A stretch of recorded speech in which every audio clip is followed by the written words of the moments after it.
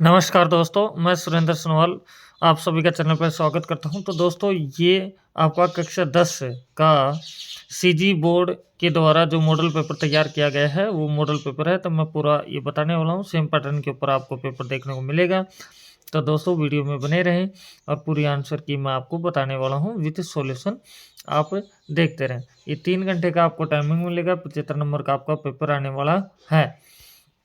तो दोस्तों आप देख सकते हैं, यहाँ से फर्स्ट क्वेश्चन पे चलते हैं। ये इंस्ट्रक्शंस हैं, आप देख सकते हैं, आराम से पढ़ सकते हैं।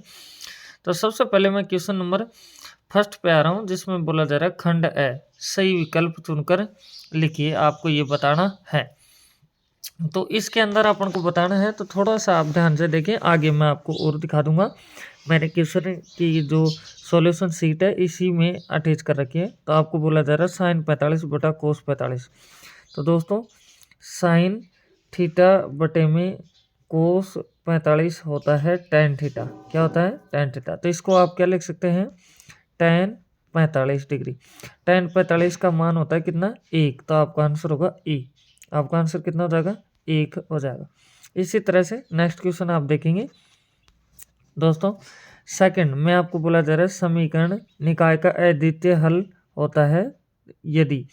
तो ये जब होता है जब आपकी प्रतिच्छेदी रेखा होती है, तो उस समय ये होगा। तो आपका आंसर ये हो जाएगा। तो नेक्स्ट में चलो, आपको बोला जा रहा है इस क्वेश्चन में कि बहुपद है 4x² plus 4√3 into x plus 3 के शून्यांकों का गुणनफल ज्ञात कीजिए। तो गुणनफलों का शून्यांक के गुणनफलों का रिलेशन होता है अल्फा इंटू बीटा बराबर सी बटे में ए। तो दोस्तों सी का मान है 3। कितना है? 3। और ए का मान है आपके पास में 4। तो 3/4 कहाँ है? सी ऑप्शन में है। तो आपका आंसर होगा सी ऑप्शन। अब चलते हैं दोस्तों नेक्स्ट फोर्थ नंबर क्वेश्चन में, जिसमें बोला जा रहा है टेन फिर दे रखा 90 डिग्री माइनस 60 डिग्री का मान। तो दोस्तों टेन 90 में 60 चला जाएगा तो 30 डिग्री बचेगा। टेन 30 डिग्री का मान होता है 1/√3। तो इसका मान मतलब आपका आंसर द होगा।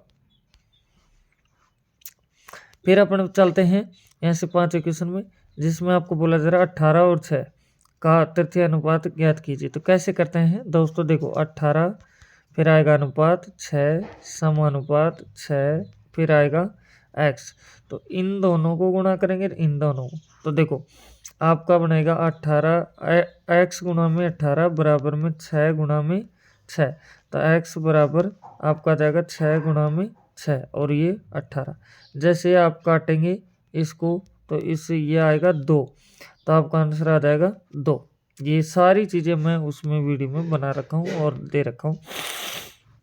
अब दोस्तों आ जाते हैं प्रश्न नंबर फर्स्ट के खंड यहाँ से ब में। तो इसमें बोला जा रहा है रेखा 4√3 x माइनस 2y प्लस 5 बराबर 0 की प्रवणता ज्ञात कीजिए। तो जब भी कोई रेखा दी रहती है तो उसकी प्रवणता ज्ञात करने के लिए लिखते हैं हमेशा कि y अक्ष बटे में माइनस x अक्ष। ओके, इस तरह से लिखते हैं। तो y का मान कितना है? माइनस के यहाँ से देखो माइनस के 2 बटे में आएगा माइनस 4√3। तो माइनस से माइनस खत्म, 2 से ये खत्म। तो आपका आ जाएगा 1 बटे में 2√3। आपका आंसर हो जाएगा ये दोस्तों। फिर बोला जा रहा है बिंदु 0,5 अक्ष पर स्थित है। तो ये y अक्ष पर स्थित है। किस पे होगा? y अक्ष पर स्थित है। अब चलेंगे दोस्तों नेक्स्ट क्वेश्चन में। तो इसमें बोला जा रहा है किसी व्यक्ति के सभी साधनों से प्राप्त आय पर जो कर लगाया जाता है वो कहलाता है आयकर। तो शिक्षा उपकार पर लगाया जाता है। तो शिक्षा उपकार पर आयकर लगाया जाता है। क्या लगाया जाता है? आयकर लगाया जाता है। फिर ये 5वां क्वेश्चन है, तो ये भी आप देख सकते हैं। तो इसको मैं आपके ऊपर छोड़ता हूँ, तो आप खुद भी कर सकते हैं इसको। फिर आपको इसके खंड से हमें दे रखा है सत्य और असत्य बताना है। तो पहला क्वेश्चन है समरूप चतुर्भुजों की सभी संगत भुजाएं समान होती हैं। सत्य है। अर्धवर्त पर बना कोण 90 डिग्री होता है। तो अधिकतम कोण 90 ही होता है। ये सत्य है। फिर बोला जा रहा है 1 से 10 तक की सभी संख्याओं का योग 55 होता है। बिल्कुल सत्य है। वर्त की सबसे बड़ी जीवा त्रिज्या होती है। ये असत्य है। फिर बोला जा रहा है वेलन का वक्र पृष्ठ 2πr होता है। बिल्कुल ये भी सत्य है दोस्तों। अब चलते हैं नेक्स्ट क्वेश्चन में। तो नेक्स्ट क्वेश्चन में आपको दे रखा है दोस्तों क्या, यहाँ से यदि बहुपद पी एक्स बराबर x cube minus 5x plus 6 है तो P0 और P1 का मान बात ज्ञात करो। तो मतलब P0 जीरो का मतलब है कि x है वहाँ जीरो रखना है। तो आपका क्या हो जाएगा दोस्तों, देखो जैसे आप P0 रखेंगे तो आपको जीरो का क्यूब करना पड़ेगा। क्या करना पड़ेगा, जीरो का क्यूब माइनस 5 गुणा में जीरो और प्लस के 6। तो ये तो पूरा जीरो हो गया, तो ये आंसर आ जाएगा 6। तो P0 का मान आ गया 6।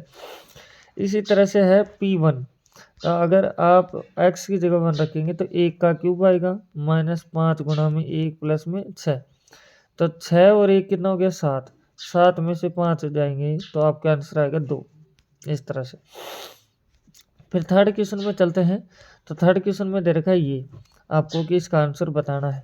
तो देखो दोस्तों, ऊपर है सेक थीटा, क्या है सेक थीटा, नीचे है कोसेक 90 माइनस थीटा, तो ये भी क्या होता है सेक थीटा होता है। प्लस ऊपर है कोसेक थीटा, नीचे है सेक 90 माइनस थीटा, तो ये भी आपका क्या होता है कोसेक थीटा होता है। तो इससे ये कटा, इससे ये कटा, तो ऊपर है 1 और इधर भी 1, तो आपका आंसर आएगा 2 दोस्तों। अब चलते हैं चौथे क्वेश्चन में। चौथे क्वेश्चन में बोला जा रहा है आंकड़े 6, 8, 20 P 6 और 10 का समांतर माध्य ये है। तो P का मान, तो इसका मतलब माध्य सभी का टोटल प्लस टोटल संख्या। तो देखो माध्य कितना है 20, तो आप करेंगे 6 plus 8 plus 20 plus P plus में 6 प्लस में 10, और ये है 6 मान।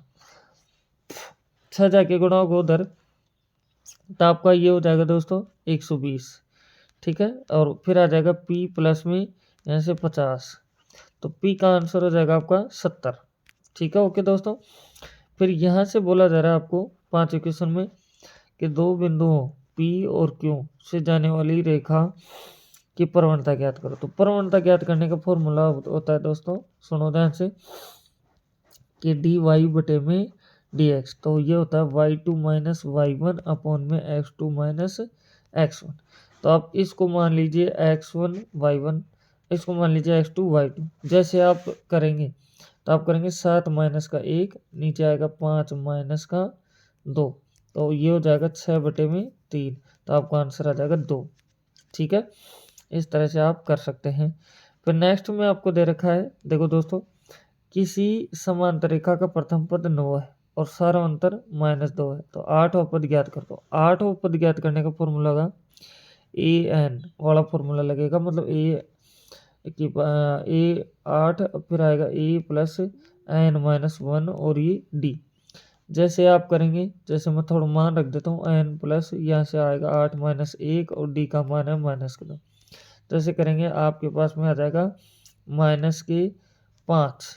कितना आंसर आएगा -5 आंसर हो जाएगा।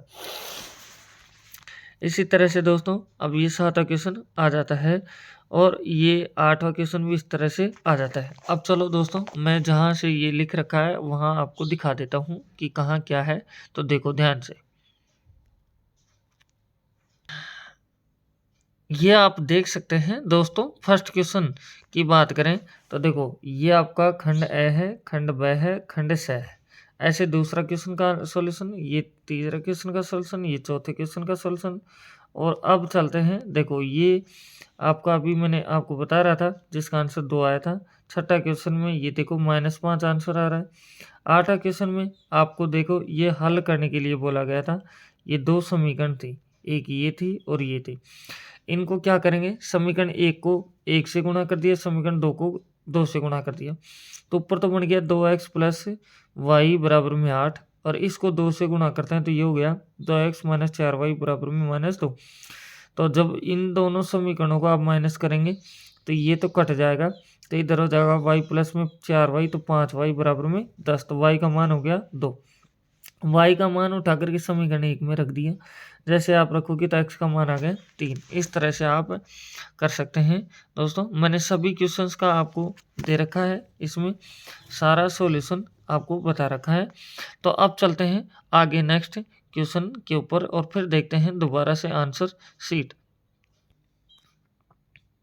देखो दोस्तों, अब 9वें क्वेश्चन पे आ जाते हैं। तो 9वें क्वेश्चन में अपन को क्या बोला जा रहा है, सिद्ध कीजिए कि किन्हीं तीन क्रमागत सम संख्याओं का योग 6 का गुणज है। तो 6 का गुणज होना चाहिए, मतलब 6 के गुणा का नंबर आना चाहिए। 6 जैसे हुआ, 12, 18 ऐसे आना चाहिए। तो आप मान सकते हैं कि माना प्रथम संख्या x है, दूसरी संख्या x+2, तीसरी संख्या x+4 हो जाएगी। और तीनों को आप जोड़ के 3 का भाग दे देंगे और 6 इधर रख देना, तो आपका आंसर आ जाएगा। अभी मैं आगे दिखाऊंगा आपको। आगे 10वां क्वेश्चन ध्यान से पढ़ लो, फिर इसका आंसर बता रहा हूँ। 6 सेंटीमीटर व्यास वाले अर्धगोले का आयतन ज्ञात कीजिए। तो अर्धगोले का आयतन का फॉर्मूला होता है 2/3 पाई आर क्यूब। अब व्यास है तो इसका मतलब त्रिज्या कितनी आएगी, 3 होगी। तो इस फॉर्मूले में आप रखेंगे, आपका आंसर आ जाएगा दोस्तों। तो देखो ध्यान से आगे, नेक्स्ट क्वेश्चन में आपको दे रखा है इसमें कि एक बेलन का आयतन 3080 घन सेमी और ऊंचाई 20 सेमी है। तो बेलन का वक्र पृष्ठ ज्ञात कीजिए, ये आपसे बोला जा रहा है दोस्तों। इसके अथवा में भी आप देख सकते हैं, जिसमें बोला जा रहा है एक किसी शंक्वाकार कप के आकार। शंक्वाकार कप क्या होता है आपका, इस तरह से होता है शंक्वाकार, ये कप हुआ। बोला जा रहा है कि परिधि 22 सेंटीमीटर है, तो मतलब इसकी बात कर रहा है ये। और ऊंचाई इसकी 6 सेंटीमीटर है। तो इसके अधिकतम कितना पानी रखा जा सकता है, इसका मतलब इसका आयतन अपन से पूछ रहा है। तो आयतन का फॉर्मूला, शंकु के आयतन का फॉर्मूला आप लगा देंगे। ठीक है, क्या होता है 1/3 पाई आर स्क्वायर एच, आपका आंसर आ जाएगा। ध्यान से देखते रहें, ये आ जाते हैं। तो चलो मैं अभी आपके सामने इन क्वेश्चनों की बात की, कौन से 9, 10 और 11 और क्वेश्चन की बात की है। तो ये मैं आपको दिखा देता हूँ दोस्तों, ध्यान से आप देखें। 9वां क्वेश्चन में इस तरह से आप कर सकते हैं, जैसे कि माना प्रथम 3 क्रमागत प्राकृत संख्या। तो ये मैंने ली है कि जैसे कि x, x+2, x+4।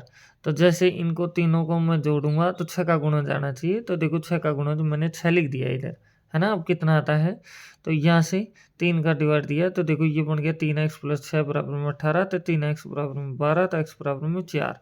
तो वो संख्या हो सकती है 4, 6, 8, इस तरह से अपने पास में हो सकती है। फिर नेक्स्ट 10वां क्वेश्चन में अपन से बोला जा रहा है कि अर्धवर्त का आयतन ज्ञात कीजिए, जिसमें अपन को बोला जा रहा है कि उसका व्यास 6 सेंटीमीटर बोला गया था, तो उसकी त्रिज्या होगी 3। तो जैसे फॉर्मूले में देखो 2/3 पाई आर क्यूब होता है। तो 2/3 इंटू पाई का मान होता है 22/7 गुणा आर का क्यूब, इसका मतलब 3 का क्यूब कर दिया। फिर जैसे इनको गुणा करेंगे तो अपने पास में ये आंसर आ जाएगा 56.57 सेंटीमीटर क्यूब। फिर उसके बाद में आगे चलते हैं। तो आपको दे रखा था क्वेश्चन 11 में बेलन का आयतन 3080 घन सेंटीमीटर है। तो आपसे उसका वक्र पृष्ठ पूछ रहा था। तो पहले तो बेलन का आयतन का फॉर्मूला होता है पाई आर स्क्वायर एच, ये आपके पास में होता है। तो अब देखेंगे आगे। तो ये मैंने रख दिया इस तरह, 3080 बराबर में पाई का मान 22/7 गुणा आर स्क्वायर इंटू में 20, ऊंचाई दे रखी थी। तो आर का मान आ गया अपने पास में कितना, 7। फिर उसके बाद में वक्र पृष्ठ का फॉर्मूला क्या होता है, 2πr/h। जैसे मैं इसमें रखूंगा तो मेरे पास आ जाएगा 880 सेंटीमीटर स्क्वायर आ जाता है दोस्तों। तो अब चलते हैं फिर से क्वेश्चन के ऊपर। अब दोस्तों देखते हैं 12वां क्वेश्चन। तो 12वें क्वेश्चन में जो दे रखा है उसमें आप पढ़ सकते हैं कि निम्न सारणी का बहुलक ज्ञात कीजिए। तो अपन को बहुलक ज्ञात करना है। तो बहुलक का पहले तो फॉर्मूला सबको पता रहना चाहिए। इसमें बहुलक जो बनेगा ये बनेगा। तो इसमें आपका ये F1 होगा, मैं आपको बता दूं। और जैसे आप ये करेंगे तो ये F0 हो जाएगा और इधर ये हो जाएगा F2। तो अब फॉर्मूला क्या होता है आपको पता है, L प्लस यहाँ से आता है F1 माइनस F0, नीचे आएगा 2F1 minus F0 minus F2 और इनटू में H। अब आराम से देखो L का मान होगा आपके पास में 40, F0 का मान है 20, F2 का मान है 15, F1 का मान है 30 और H का मान होगा 10। आराम से आप मान रखेंगे और आंसर आ जाएगा। मैं अभी थोड़ी देर में आपको दिखा भी दूंगा। तो इस तरह से आप कर सकते हैं इसको, बहुत इजी है। फिर उसके बाद में 13वें क्वेश्चन पर चलते हैं। तो 13वें क्वेश्चन में आपको बोला जा रहा है कि उस सरल रेखा का समीकरण ज्ञात कीजिए जिसकी प्रवणता 5/3 है तथा रेखा बिंदु 3, जीरो से होकर जाती है। तो इसका जो फॉर्मूला होता है दोस्तों वो होता है आपका कि y माइनस वाई वन बराबर में m, फिर आता है x माइनस एक्स वन और प्लस में c। तो आपको पता है m की वैल्यू ये दे ही रखी है, ये शुरू में x1 है और ये है y1 तो आराम से आप रख देंगे y माइनस की 0 बराबर 5/3, फिर आएगा x माइनस 3 और प्लस में c। ये आपके आंसर हो गए। इस तरह से आप कर सकते हैं। नेक्स्ट में आपके अथवा में दे रखा है तो इसको भी आराम से कर सकते हैं आप। फिर इसके बाद में 14 नंबर क्वेश्चन है, तो इसमें आपको दे रखा है क्या कि दिए गए त्रिभुज ABC में आपको दे रखा है DE पैरेलल है। ये DE पैरेलल है किसके, BC के। AB बराबर में आपको दे रखा है AB, ये पूरा दे रखा है 2x माइनस 2 सेंटीमीटर। AD बराबर में 8x और AC बराबर में आपको दे रखा है 2x प्लस में 1।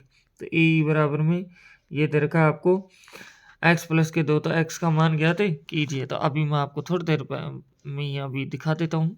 तो अभी देखो इसके अथवा में जो दे रखा है ये दे रखा है सिद्ध कीजिए कि बाएं बिंदु से वृत्त पर खींची गई स्पर्श रेखाओं की लंबाइयाँ बराबर होती है, ये आपको दिखाना है। तो दोस्तों चलो मैं इनके आंसर आपको दिखा दे। आप इस 13 क्वेश्चन में देख सकते हैं दोस्तों, इसमें दे रखा है सरल रेखा का समीकरण। तो सरल रेखा का समीकरण ये होता है y minus y one equal में m bracket start x minus x1 आएगा यहाँ x1 और ब्रैकेट बंद और फिर दे रखा है आपको प्लस c। तो दिया गया है आपको m का मान एक तो, और एक ये मान दे रखा है x1 और y1। तो जैसे ही मैं इसमें रखूंगा ये मान तो मेरा आंसर हो जाएगा। आप आगे सिंप्लीफाई भी कर सकते हैं, वजर गुणा करके 3 को इधर ला सकते हैं आराम से। नेक्स्ट में आपको दे रखा है दोस्तों इस क्वेश्चन में कि x का मान बताना है। तो दोस्तों आपका थेलेस थ्योरम होती है, तो उसके अनुसार होता है कि AD बटे में DB बराबर में AE बटे में EC होता है, आपको पता है। तो इसका मतलब अब इसके अंदर देखें तो अपन को AB का मान दे रखा है और एक दे रखा है आपको देखो AD का, तो ये दे रखा है। तो ये नहीं दिया हुआ है, तो ये मैं ज्ञात कर सकता हूँ कैसे, AB में से AD माइनस कर दूंगा। तो देखो दोस्तों मेरे को चाहिए BD, तो ये देखो BD बराबर में आपके पास में आ रहा है AB माइनस AD। तो जैसे मैं माइनस करूंगा तो मेरे पास ये आ गया।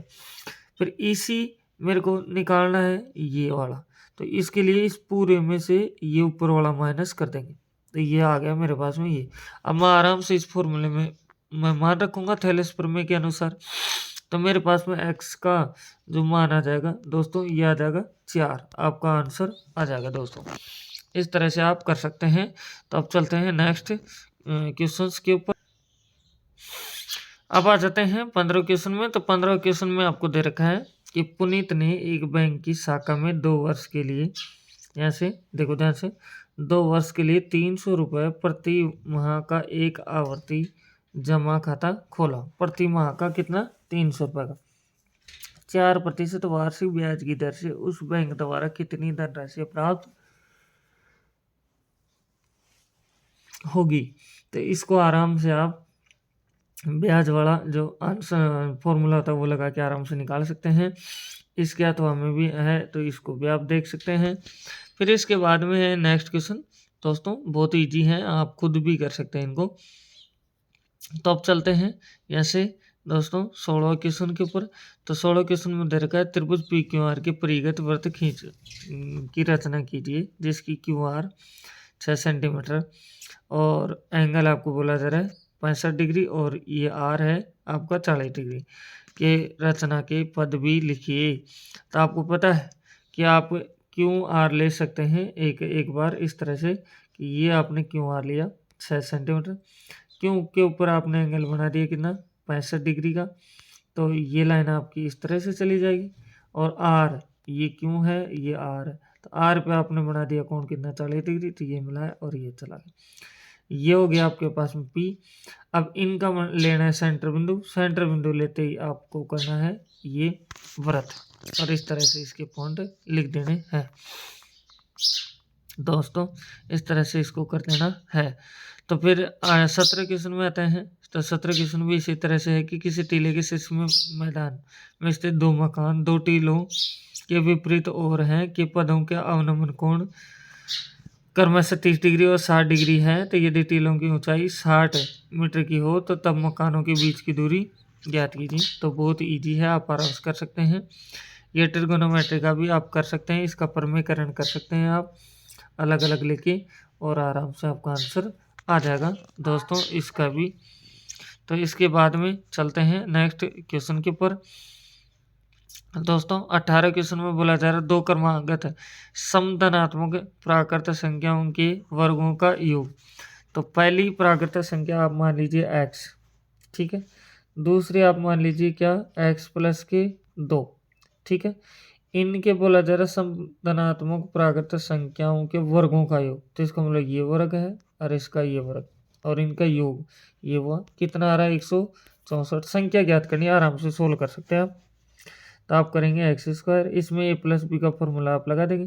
तो एक्स स्क्वायर प्लस में आएगा 4 प्लस में 4x और बराबर में 164।